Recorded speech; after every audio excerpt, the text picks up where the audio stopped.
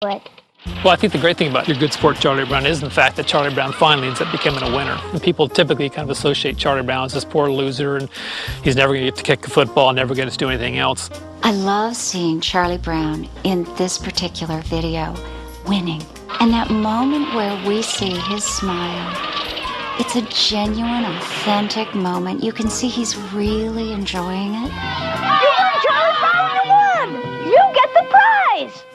Poor Charlie Brown at the end of Your Good Sport Charlie Brown races his heart out, coming to the finish line expecting to win these tickets to the Pro Bowl thing, and they couldn't get him, so he ends up winning the 5 free haircuts. Haircuts? Little did everybody know that Charlie Brown's father was a barber, and in fact he gets haircuts all the time. That's classic Schultz, because even though he wins, he didn't win anything. You know, he sort of lost in terms of what the prize was. He thinks he's going to be the winner, and things end up going sour on him at the end. It's been the story of his life throughout. But I think what people don't realize is that that's the fantastic thing about Charlie Brown, is that he has the ability to keep coming back and trying, that he is the optimist. He knows that eventually things will pay off for him, and eventually things do. Don't feel too bad, Charlie Brown. Winning the big prize isn't the important thing. What matters is that you tried your best. And by doing your best, you beat them all. You came in first, Charlie Brown. So it was wonderful to enjoy his moment of victory, but no surprise that Charles Schultz put us back on the pitcher's mound with Charlie Brown. There we are again, and there goes that pitch, and whap. In a way, it's a gift, because we like to know that Charlie Brown keeps on persevering no matter what. Charlie Brown has learned how to lose with dignity.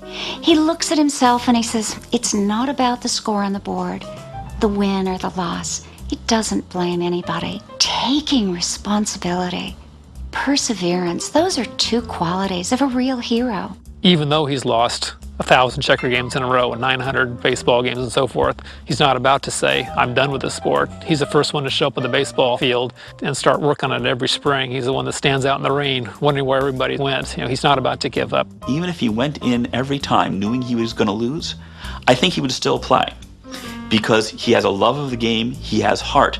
And the way I know this is Charlie Brown's favorite baseball player.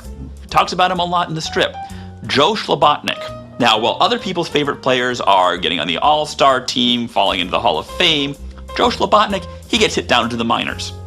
So he's not a great player. So why does Charlie Brown love him? Obviously because he keeps playing the game despite not being a great player. It's that heart that I'm sure Charlie Brown recognizes in himself. Charles Schultz gave us a chance to see the dilemmas that Charlie Brown faced, and we'd watch it unfold as we read the strip, and the best part of it was Charles Schultz didn't solve the dilemma for us. He was really clever to go ahead and put it on the playing field, because the playing field is an analogy for life. It's the business world, it's the educational world, it's the marketplace.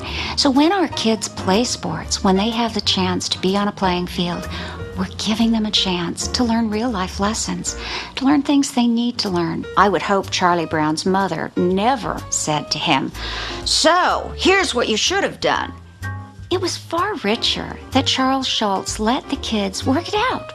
You really, really felt for Charlie Brown. You really felt for the other characters, and Snoopy was funny. And the way that they did it, it was an excellent, excellent translation of the strip, and you could relate to these characters, and that's really what it's all about. The characters are full of fears and doubts and joys and happiness and frustration that other people don't see the world exactly like they do.